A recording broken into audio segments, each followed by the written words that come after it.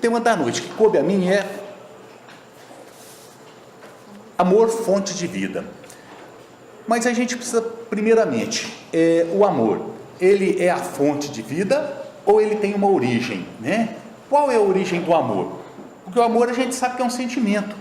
O amor a gente sabe que é o espírito, ele ama, ele não é o amor, ele ama, então ele tem um sentimento, como nós temos os sentimentos positivos e negativos. O amor é o máximo do sentimento, porque nós primeiro somos, vamos dizer assim, magnetismo, depois nós somos sensações, depois nós somos instintos e nós somos sentimentos. O máximo do sentimento é o amor. Mas esse amor, qual é a origem do amor? Lá no Velho Testamento, no livro A Gênesis de Moisés, nós temos a criação, no capítulo 1, mas a criação da terra, a criação do mundo, a criação do ser humano, que começou primeiro com o céu e a terra, depois foi para as plantas, depois foi para os animais, e depois Deus, entendendo que precisava colocar alguém que tivesse o raciocínio, ele criou o homem, né? Aí ele fez um bonequinho de barro, soprou no nariz desse homem, esse homem criou vida. Esse homem era Adão, isso de acordo com o Velho Testamento na Gênesis de Moisés. Adão estava sozinho lá no paraíso, mas Deus achou que ele não poderia ficar sozinho, que ele tinha que ter uma companhia, alguma forma, alguma pessoa junto, para que ele pudesse ter uma convivência fraterna, vamos. Então, ele pôs Adão para dormir profundamente e tirou uma costela do Adão, e nesse lugar ele colocou carne, e dessa costela ele criou a Eva, que é o Adão e a Eva. E aí ele disse para o Adão: Adão, aqui no paraíso, chamado Éden, você pode comer de todas as frutas, de todos os frutos, o que você quiser, você só não pode comer daquela árvore, que aquela árvore é a árvore do bem e do mal. Tá certo? Tá certo. Mas aí tinha a serpente, uma serpente, e essa serpente chegou para Eva e falou: Eva, tem aquela fruta, aquele fruto lá é muito gostoso, come daquele fruto. Não, mas aquele fruto é proibido. Mas aí conseguiu fazer com que ela aceitasse a ideia, e ela comeu daquele fruto e também deu para Adão. Daquele momento eles começaram a ter a consciência do bem, do mal, do certo, do errado. Aí Deus veio no paraíso e começou a procurar o casal. Cadê esse pessoal? Cadê essas pessoas? E não os encontrou. Aí eles estavam escondidos, e eles estavam escondidos porque eles estavam envergonhados, que estavam nus, estavam se cobrindo com folhas. Quando Deus viu eles cobertos com folhas, falou: mas vocês comeram o fruto da árvore. Aí eles foram como que exilados, né? Foram exilados e desceram para a terra para vivenciar o sofrimento, a dor, as necessidades, né? Ela ia ter que ter a gravidez, dor no parto. Isso aí foi mais ou menos o que foi dito. Aí Adão e Eva vieram e eles tiveram 2 filhos, Caim e Abel, e depois tiveram um filho chamado Sete. Caim, enciumado, porque Deus aceitava mais as oferendas de Abel, acabou matando Abel. Matou Abel, e Adão falou: mas não pode, você não vai poder mais ficar aqui, você vai ter que ir embora. Aí ele foi como que também exilado e foi embora. Indo embora, ele foi para um determinado lugar e ele encontrou um pessoal e ele se casou. Casou-se e teve um filho chamado Enoque, Caim, que teve vários filhos, que aí deu origem, né, de acordo com o Velho Testamento, à humanidade. Essa é a teoria da Gênese, do Pentateuco Mosaico, que é o primeiro livro. E aí, no decorrer dos tempos, as ideias foram se misturando. Na antiguidade, tinham ideias da criação de deuses, e alguns eram tirados como que do sol, eram criados do sol, alguns do sangue. Tanto é que tinham muitos sacrifícios humanos em homenagem a esses deuses, né? Que eram como que aquele sangue que corria, ou o sol, quando ele caía e ficava meio avermelhado, era sinal que era um deus de sangue, então se sacrificavam. Então teve sacrifícios. No Egito nós tivemos deuses que eram híbridos, que eram homens e animais, mulheres e animais. Na Grécia, teve uma época que na Grécia foram mais de 12 mil deuses. que fala que é um panteão. O panteão vamos dizer assim, seria o conjunto de deuses. Então Roma também tinha o seu panteão, vários deuses, a Grécia, o Egito. Então foi essa, e cada um com uma ideia do que é Deus, do que é a criação, o que é feito, como é criado, né? Só que esse Deus do Velho Testamento, ele deu origem vamos dizer assim, ele foi o antecedente, né, do cristianismo, porque Jesus era judeu, e aí veio nessa mistura de ideias do que era Deus, Só que para todos esses deuses que nós vimos, inclusive esses deuses dos politeístas, que tem vários deuses que eram considerados pagãos, eles eram cruéis, eram deuses que faziam as pessoas sofrer, eles excluíam outras raças e só as raças deles que eram, vamos dizer, inclusivas dentro daquele sistema deles. Então era um Deus que guerreava e que ordenava que se guerreasse. Por exemplo, Davi, todos sabem, foi um rei judeu. E Davi, ele conquistava os povos, conquistava através da guerra, e era um grande guerreiro Davi. Isso é histórico, é uma coisa histórica. E ele matava os povos para conquistar o seu potentado, vamos assim dizer. E assim eram todos aqueles reis que eram considerados também sagrados.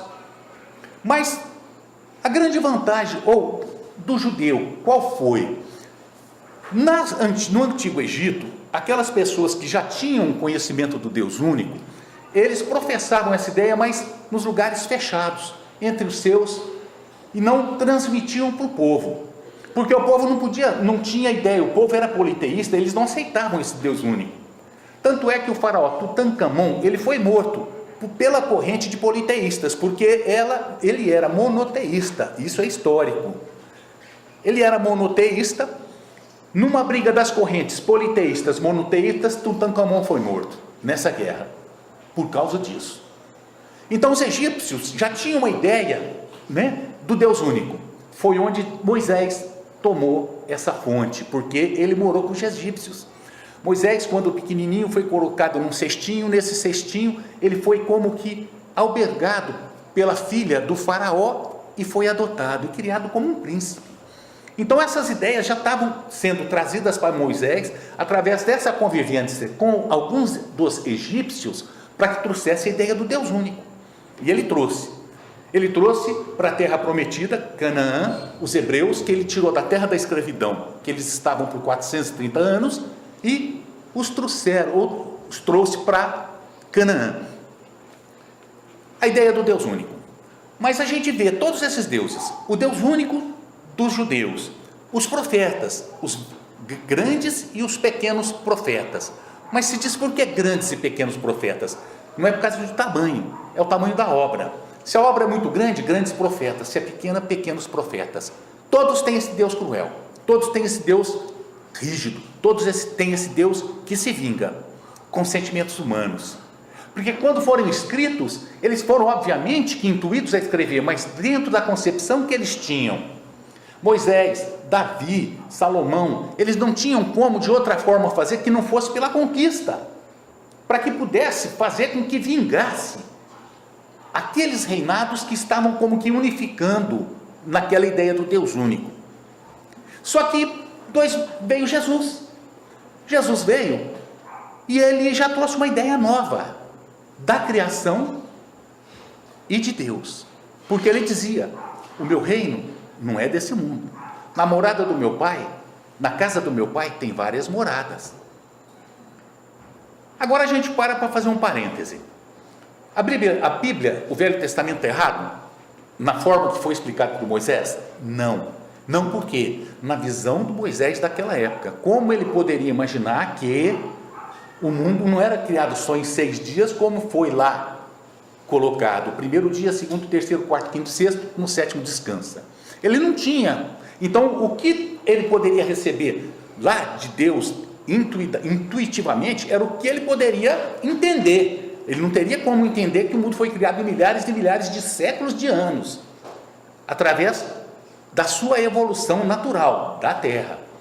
Então foi daquela forma, e é uma forma simbólica, e é uma forma muitas vezes como que assim, segredos que a gente não tem ainda. Se a gente não aprofundar o estudo, a gente não entende.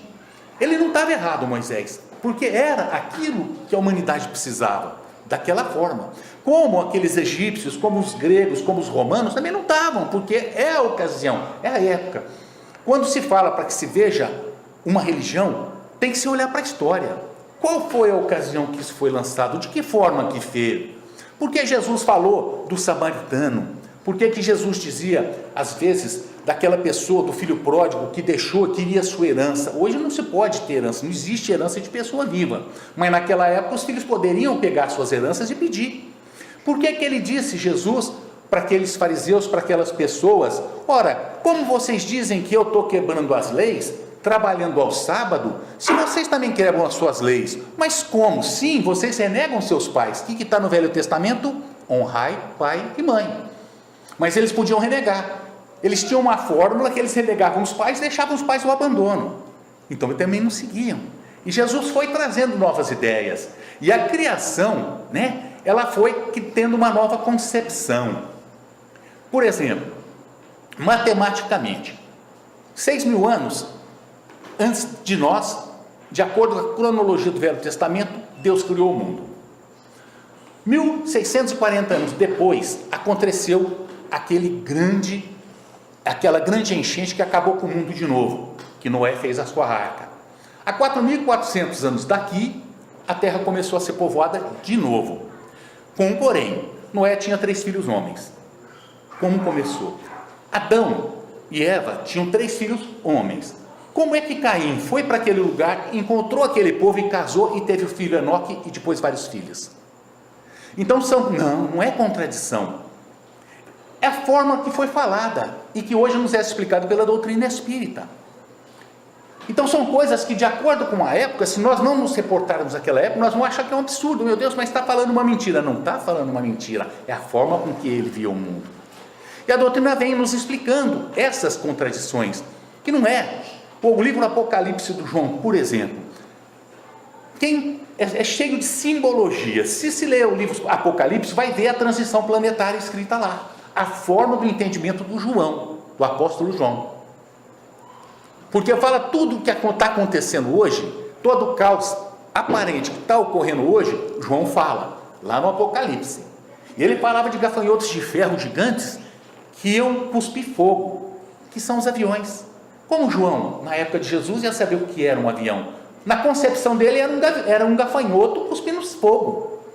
Então nós temos que falar: olha, o João mentiu. Não, o João não mentiu. O João viajou. Não, ele não viajou. Ele falou o que ele entende.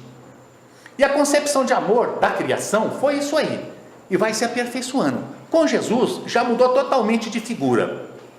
Jesus falava do amor. Amar a Deus sobre todas as coisas e o próximo como a ti mesmo.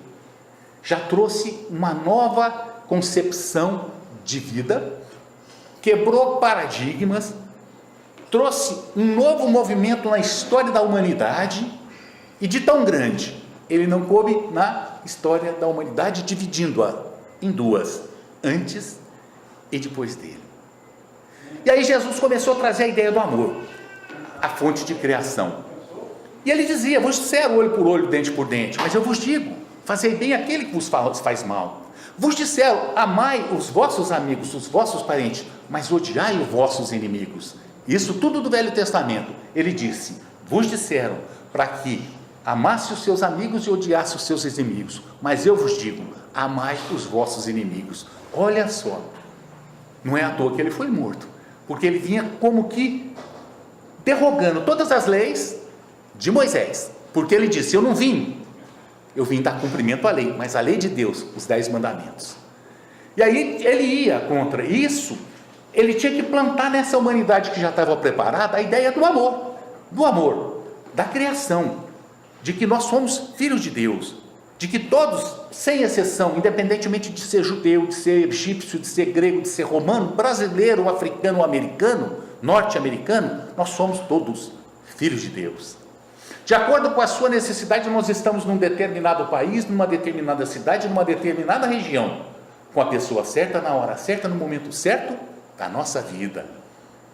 Por isso todos somos irmãos, porque somos filhos de Deus. E essa ideia Jesus já veio trazer, porque como ele chamava Deus? Pai. Pai. E o amor que ele tinha era tão grande, que na cruz, no momento da sua morte, quando ele estava com uma coroa de espinhos, com um cajado que lhe deu na mão, obviamente que não estava com o cajado, com as mãos cravadas, em cravos de ferro, que ele disse: Pai, perdoai-os.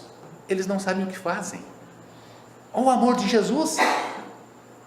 E Jesus veio nos trazendo essa lição, só que ela foi confundida no decorrer dos séculos e séculos e séculos, e esse amor de Jesus, que era tão simples, amar a Deus sobre todas as coisas, e o próximo como a ti mesmo, começou na visão das religiões, depois do cristianismo já mais amadurecido, envelhecido e envilecido, porque o cristianismo primitivo era puro, começou a excluir, de perseguido passou a perseguidor. Eram mortos cristãos até o ano 300. A pior perseguição foi com Diocleciano, beirando no ano 300. Veio Constantino, legalizou o cristianismo. E depois, no ano de 380, tornou-se a religião oficial. A partir desse momento, todo o amor que foi pregado por Cristo foi esquecido. Não era mais um amor de criação, não era um amor que criava, mas que destruía. Perseguiam-se as pessoas em nome de Cristo, matavam-se em nome de Cristo, faziam-se as cruzadas em nome de Cristo, tentando tomar uma Jerusalém, que na verdade não era nem a finalidade dessas pessoas, embora a história o diga, porque eles espoliavam, eles matavam, eles estupravam, se viciavam, todos os povos pelos quais eles passavam, em nome de Cristo. Ora, como acreditar na criação de um Deus, de um Cristo que nos falou do amor, matando em seu nome? Nesse momento da história da humanidade, as pessoas inteligentes, as pessoas que raciocinam e que pensam, começaram a se desvirtuar. Não sou mais religioso, sou ateu. Por quê? Porque a criação de Deus, que é a humanidade, conseguiu fazer com que a humanidade se dividisse, se quebrasse e que se matasse. Então, se uma religião que fala matar em nome de Jesus, em nome de Deus, como eu posso acreditar e ser religioso? Como acreditar num Deus que mata os seus filhos para que outros possam prevalecer? As pessoas começaram a ficar ateias. Chegou um tempo em que fizeram o enterro de Deus, e num andor puseram uma prostituta e disseram: agora o nosso culto é a deusa razão, porque não podiam aceitar Deus. Como é que se aceita um Deus que mata, um Deus que expolia, um Deus que sequestra, que rouba? Não tinha como aceitar, porque a concepção de Deus lá do cristianismo primitivo foi completamente deturpada, e de criador ele passou a ser um perseguidor e um destruidor, na mente dessas pessoas que queriam o poder. E no decorrer dos séculos foi isso. 1857 vem a doutrina espírita através de Allan Kardec, trazida pelos espíritos, codificada por Allan Kardec, no Livro dos Espíritos de 1857, nos falando da criação, nos falando de Deus. E aí já veio nos trazer uma nova concepção de Deus. Na pergunta número 1 do Livro dos Espíritos: o que é Deus? Lhe respondem os espíritos: a inteligência suprema, a causa primária de todas as coisas. No auge do iluminismo, aí ele pergunta: mas como eu posso acreditar na existência de Deus? Lhe respondem os espíritos: pelas obras se conhece o artífice. Vê aquilo que o homem não fez. Quem é que fez? A vida humana, quem fez? Aí começamos novamente a não nos envergonhar de sermos religiosos, de termos a religião, porque essa nossa religião, essa nova religião, começou com uma nova concepção de vida e de amor. E na pergunta, no Livro dos Espíritos, vai nos esclarecendo vários fatos. E depois nós tivemos o Livro dos Médiuns, que é a ciência, o Evangelho segundo o Espiritismo, que é a terceira obra da doutrina, Céu e Inferno, e a Gênese. Essa Gênese, que é a quinta obra do Pentateuco espírita, explica que a Gênese de Moisés não está errada, só que é da visão de Moisés. E que como ele não tinha como conceber bilhares de séculos para criar a terra, ele em dias. E a ciência comprovou que nós Temos camadas geológicas, são camadas que a Terra são formadas, que tem hoje condições, através da ciência, de fazer as pesquisas e saber quantos anos, por quantos milhares de anos, de séculos, foi criado aquele lugar. Formou-se aquela camada lá embaixo, porque elas são sobrepostas. Então não tinha como ser criada em 6 dias.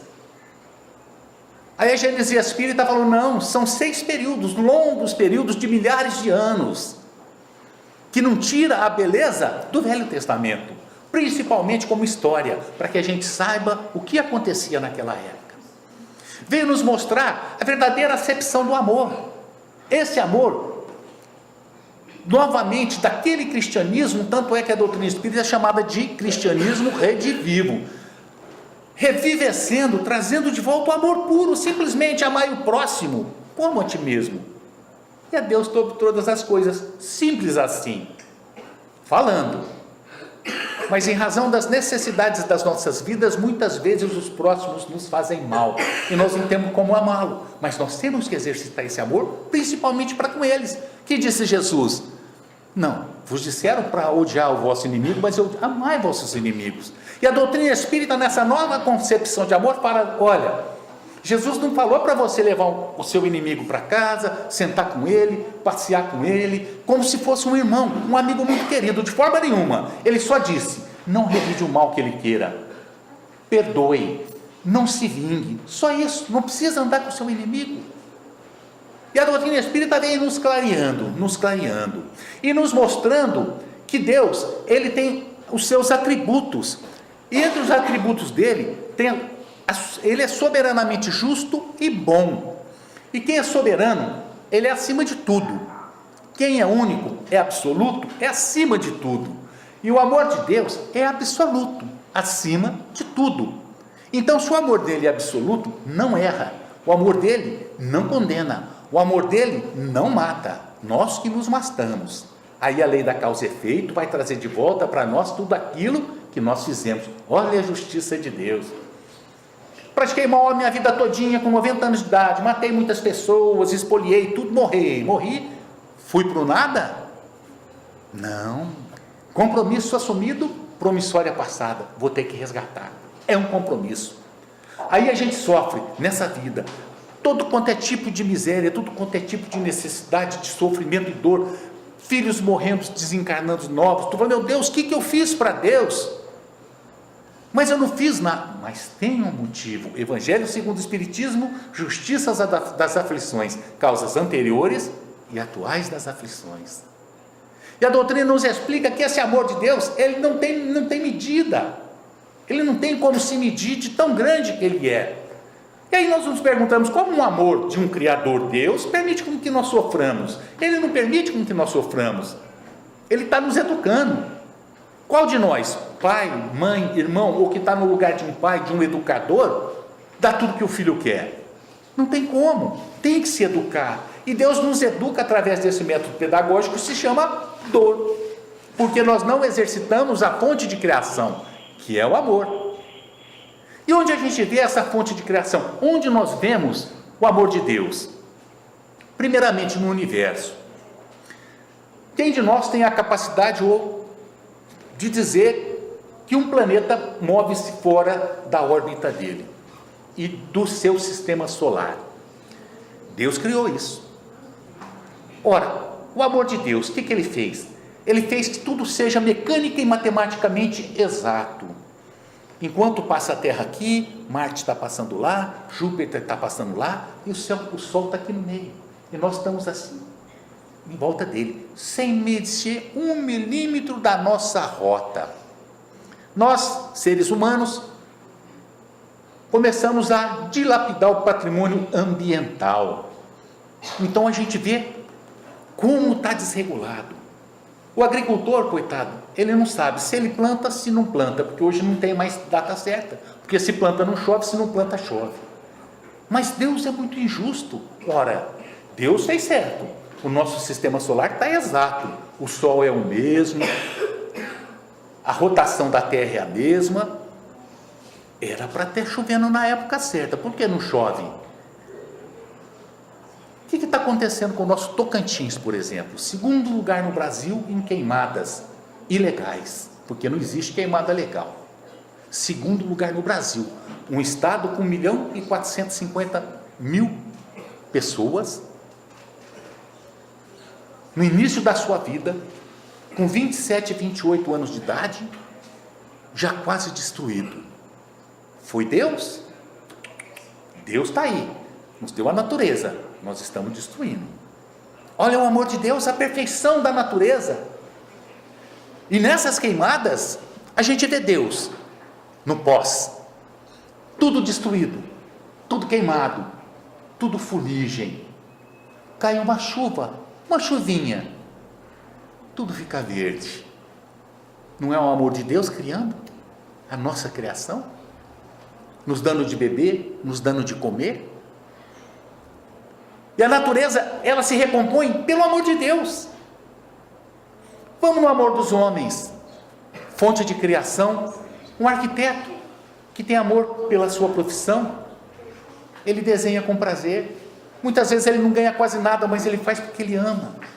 Pesquisadores de laboratórios anônimos, que ficam naqueles laboratórios às vezes a vida todinha, para criar um remedinho para que nos cure da gripe. É o amor. Não ganham nada, inclusive porque todas essas descobertas do laboratório são do laboratório, eles só ganham salário. É o amor. Thomas Edison, quando foi homenageado, que disseram, nossa, como você é grande. Ele disse, só cheguei onde cheguei, porque eu estava apoiado em cima de ombros de grandes pessoas. A humildade é o amor de Deus.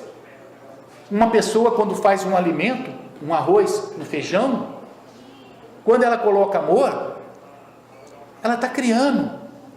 Ah, mas é a dona de casa? Sim, é a dona de casa. Quem é que faz a nossa comida? Quem que nos alimenta? É a dona de casa.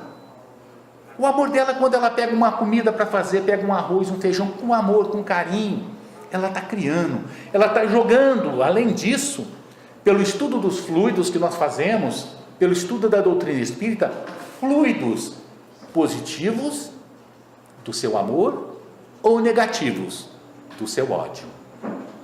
Tem arroz que a gente come que fala, meu Deus do céu, só esse arroz eu não preciso comer mais nada. É o amor. Mas tem coisa que a gente come no dia seguinte, está ruim do estômago, intestino, é o ódio. Ah, mas a comida é a mesma. O sabor está ótimo, mas fez mal. O que fez mal? O ódio. Porque a gente sabe que nesse jogo de fluidos, nós estamos transmitindo às pessoas o nosso pensamento de amor ou de ódio.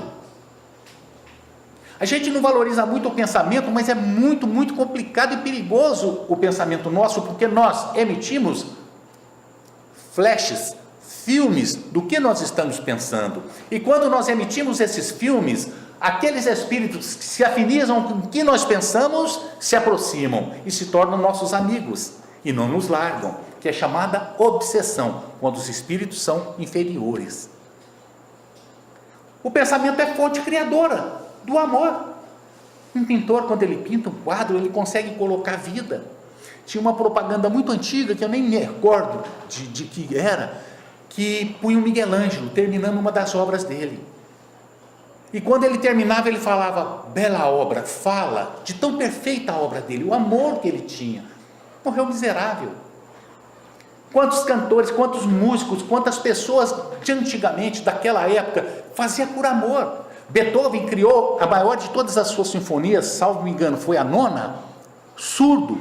Ele não ouvia nada, absolutamente nada. E num dos concertos em que ele tocou, ele ficou muito triste porque não gostaram da minha música. Ele surdo, ele não ouviu que o povo estava aplaudindo. Ele se virou, as pessoas de pé, batendo palma para a música dele. O amor de Beethoven. Fonte criadora, porque cria. Então nós criamos o nosso destino também através do amor com o qual nós vivenciamos o hoje, para que nós colhamos o amanhã. Porque hoje nós colhemos o fruto da desídia do nosso passado. O sofrimento, a dor, a necessidade, a depressão, a angústia profunda. E amanhã nós vamos receber o que nós plantarmos hoje: o amor. Porque aí, essa fonte de vida que é o amor, nós vamos estar criando a nossa vida no futuro. Nós estamos como que desenhando, nós estamos projetando, nós estamos fazendo, como Deus do Velho Testamento, o bonequinho do nosso futuro, feliz ou triste, dependendo de nós. A criação de um filho, quando gera-se uma criança, é do amor. Mas foi um caso de carnaval, que não se conhecia, mas naquele momento um amor equivocado, que depois através do ódio se torna um amor enlouquecido, gerou aquela criança, fonte de vida. E aquela criança cresce de que jeito? De uma célulazinha vai se multiplicando. O que é isso? Deus trazendo-nos a vida aqui na terra, encarnados, através da fonte do seu amor. Pessoas não conseguem engravidar jamais. 8, 9, 10 anos de tratamento, nada, absolutamente nada. Aí adota uma criança, essa criança passa a ser a vida dela. Não dá 2 meses, a mulher engravida. A fonte do amor de Deus, que está como que recompensando aquela pessoa pelo amor que ela teve por aquela criança de um seio alheio, fonte de vida. E ela foi recompensada. Mas não só isso, vamos dizer assim, na visão da saúde, ela se desbloqueou porque ela esqueceu. A partir do momento que ela passou a amamentar aquela outra criança, ou amar aquela criança como se fosse sua, ela se esqueceu que queria um filho. Aí esse filho veio, desbloqueou. São coisas que acontecem. Tem uma senhora que trabalhou com a gente há muitos e muitos anos, aqui em Palmas, e ela sempre quis engravidar, não conseguia, acho que 10, 12, 13 anos de casado, esqueceu. Aí ela começou a fazer enxovalzinho. Lá para Fetis tem a dona Marlene que faz, e essa senhora começou a fazer a beirinha dos enxovalzinhos. Esqueceu dos filhos, ficou grávida, teve uma menina. Amor. Ela começou com amor naquilo que ela fazia. Existe como que uma recompensa de Deus pelo amor que a gente dá.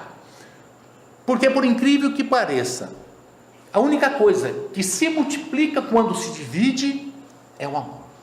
Quanto mais nós dividimos o nosso amor, mais esse se multiplica. Quanto mais nós distribuímos esse amor para as pessoas, mais as pessoas também se contaminam com o bem, porque o mal contamina, mas o bem também, retransmitem, e isso vai crescendo através da divisão. O amor nos conta no livro de Manuel Filomeno Miranda, que ele é aqui um dos grandes, vamos dizer assim, perseguidores de espíritas cristãos aqui da terra. Ele, desencarnado, com um exército de bandidos espirituais, foram perseguir uma organização, uma instituição, um centro com 100 anos de idade. Esse centro tinha de criação. A importância desse centro é tão grande que os dirigentes pediram para Francisco de Assis, São Francisco, para que os ajudasse, porque estava tendo muita interferência e muita discussão e briga entre os encarnados, os dirigentes, os trabalhadores, e não podia. Isso estava sendo feito por eles, de lá, porque os de cá se afinizaram, porque a obsessão, ela é como uma ferida. Só vem o obsessor, ou só vem o nosso cobrador, ou a nossa antiga vítima, se nós tivermos uma ferida aberta. Aí eles vêm. E aí começou. Pediram para Francisco de Assis pediu para Dr. Bezerra, Eurípides Barçanufo, Manuel Filomeno Miranda, Zé da Pititinga, mais 1 ou 2, e foram lá para esse lugar fazer um trabalho, foram ver o que poderia ser feito. Chegaram lá, a situação era complicada.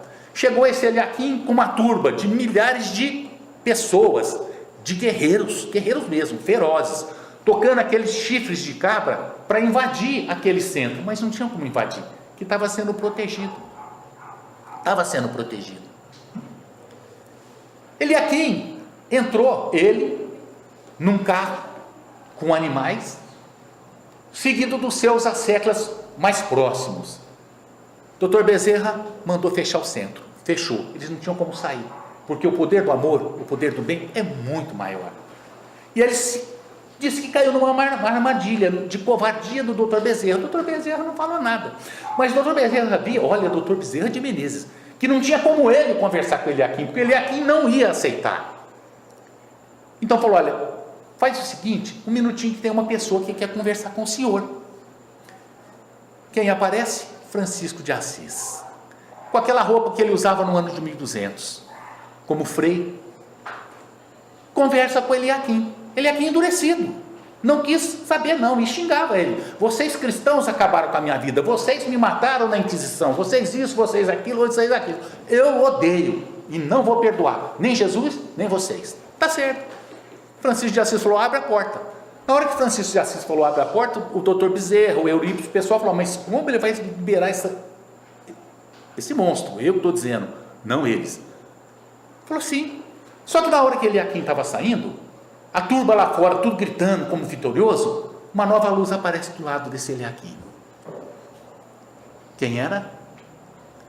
A mãe de Eliaquim. Falou, Eliaquim, o que você está fazendo da sua vida, meu filho? Aí ele começou a chorar desesperadamente. Falou, mãe, sim, sou eu, Sara, sua mãe. É uma das cenas mais lindas que a gente já leu na história da literatura espírita. Vale a pena ler. O que foi com que fez com que essa pessoa, esse espírito endurecido, se voltasse novamente para sua mãe, mas ainda não para Jesus? O amor. A fonte criadora de amor que tinha dentro do coração dessa mãe quebrou qualquer barreira. Olha, Dr. Bezerra de Menezes, Francisco de Assis, que é o São Francisco, não conseguiu vergar a raiva, o ódio desse espírito. Quem conseguiu? A mãe. Olha a fonte de vida dessa mãe que criou essa criança. Substituí aqui na área criminal. E às vezes eu fazia audiências com criminosos, considerados criminosos. E quando a gente ia fazer o interrogatório dessas pessoas, quem é que estava com eles na sala? A mãe. A mãe velhinha e os filhinhos daquela pessoa. Não vinha mulher, não vinha irmão, não vinha ninguém. A mãe. Olha o amor dessa pessoa. Não é fonte de criação? Criando uma nova concepção na cabeça dessa pessoa, que pelo menos o apoio da sua mãe ele tinha, ao ponto da mãe chegar um dia e falar, doutor, não solta meu filho, porque se soltar ele vai ser morto. Falei, minha senhora, ele tem mais de 15 processos, ele está sendo solto só nesse, mas os outros ele continua. Falou, graças a Deus. Olha o amor dessa mãe. Então a gente vê que esse amor é fonte de vida, porque queria a vida desse filho, como nós queremos a vida dos nossos parentes, amigos, e nós nos esquecemos de uma coisa, Deus sendo soberanamente justo e bom, não mata o nosso ente querido, Ele não os tira da gente, simplesmente por uma lei natural, que se chama morte, partem esses nossos entes queridos para o lado de lá, simplesmente perdem a sua roupagem física.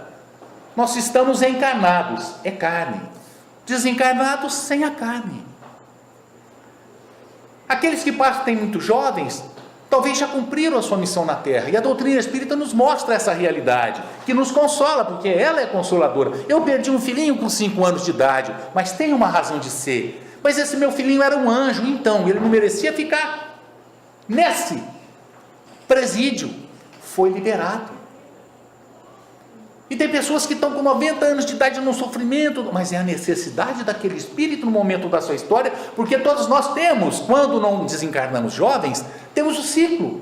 Nascemos, ficamos jovens, adultos, idosos e morremos. Natural, como uma planta que nasce e no outro dia, sem a água, a rosinha cortada do seu pezinho, está murchinha e morta, a mesma coisa. Só que nós continuamos. O nosso princípio sobrevive, que se chama Espírito.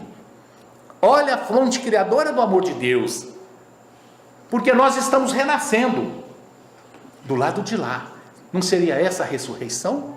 Nascermos novamente lá, para depois renascermos novamente aqui, nascermos lá, renascermos aqui, até tornarmos-nos perfeitos, que é da lei, nascer, viver, morrer, renascer ainda, progredir sempre. Esta é a lei.